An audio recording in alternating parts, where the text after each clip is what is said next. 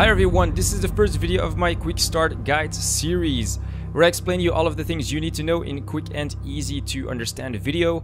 In this one, we'll go over the changes made to the Arms Warrior and the different possible playstyles. During the video, I'm going to talk about new abilities, new talents, different talent builds, and the different rotations depending on the builds you choose to play with. And at the end of the video, I will show you guys the optimal rotation with the best legendaries, but do be aware that in less than a month, this will no longer matter. But the rest of the video should stay up to date even if you reach level 120. In the BFA pre-patch, Arms Warrior has become more reliable in the sense that Arms Warrior is able to adapt to any situation. Their toolkit has expanded quite a bit, and of course with the return of sweeping strikes, they are an absolute beast on multiple target situations. Of course with BFA comes the global cooldown change, but the Arms Warrior comes out fairly well and doesn't really suffer too much from the GCD changes, with only Avatar, Rallying Cry, and Charge with a 0.5 seconds, which is, to be honest, hardly noticeable. In terms of new abilities, there are quite a few. Battle Shout is back as your party and raid buff. Colossus Smash used to be known for giving you those burst windows, but in 8.0 it became, let's say, more like an offensive cooldown rather than a debuff you had to apply to your target so your Mortal Strike and other abilities could hit harder. Do be aware that Tactician no longer resets the cooldown of Colossus Smash.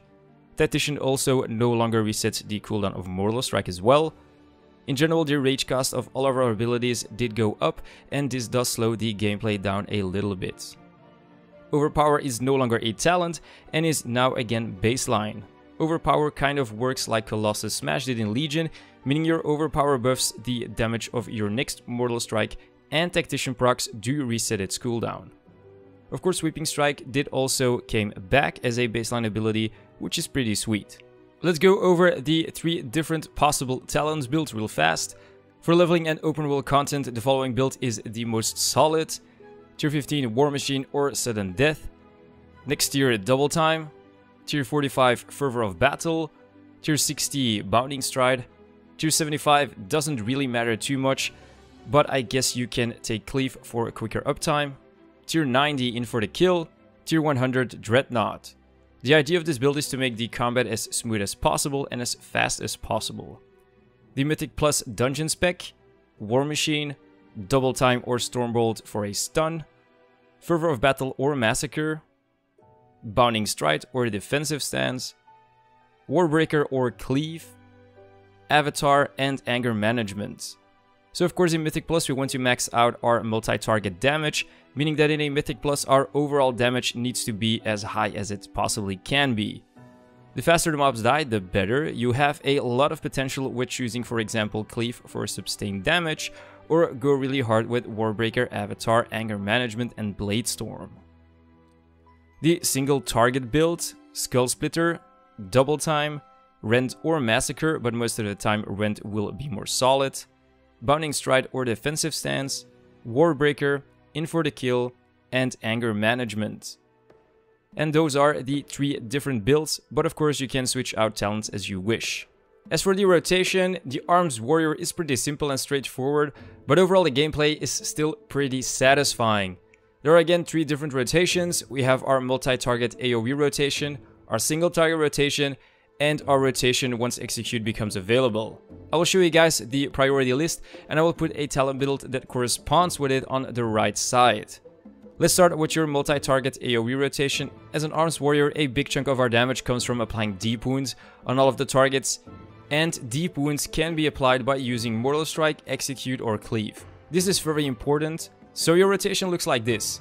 Charge in, obviously, activating Sweeping Strikes, Avatar, Colossus Smash or Warbreaker when talented, Blade Storm, using Execute when talented in Sudden Death or when the targets are within Execute range. If not, we use a Mortal Strike. Do keep in mind that all of this is going on while we still have Sweeping Strikes up. Last but not least, we use a Whirlwind during our Colossal Smash buff, and to finish it off, we use an Overpower and followed by another Whirlwind.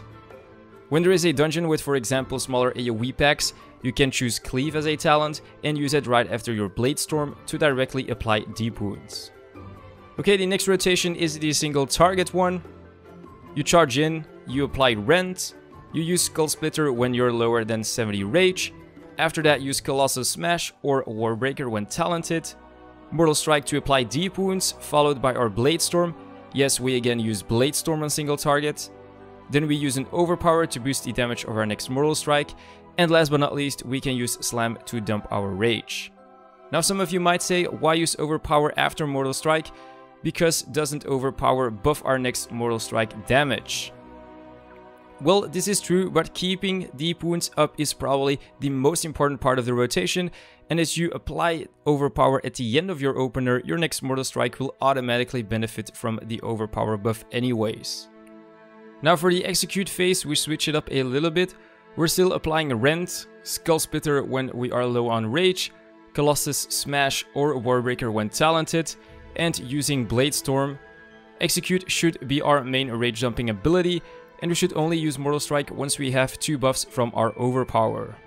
Okay, this part of the video is only for those of you who are still interested in getting the most out of your Arms Warrior in the pre-patch, with using the 2 current best in slot legendaries, the Legendary Hands and the Legendary Legs, and also the Tier 21 4-set. Weight of the Earth is pretty insane because it applies Colossus Smash to all targets hit by your Heroic Leap, and because Colossus Smash got changed into a damaging buff, it's no wonder the Legendary Legs are by far one of the best choices. Rotation-wise, not much changes besides the fact that you're alternating between Colossus Smash or Warbreaker when talented, and Heroic Leap, which refreshes Colossus Smash for a second time on your target or targets. Basically, you are trying to benefit as much from that damaging buff as possible, while stacking it with your hardest hitting abilities. And that is it, ladies and gentlemen. Please do be aware that this is still kind of a basic guide, just for the people that want to catch up with their class in a quick and easy fashion. Of course, once BFA launches and we've seen the first raid tier and Azerite traits, I will obviously post a new and updated Arms Warrior guide, although personally I do think not much will change. And that is again all for this one. Like the video if you liked it, put any comments in the comment section down below, and of course don't forget to subscribe to the channel if you want to see more WoW videos. Thank you so much for watching, guys, and I'll see you next time.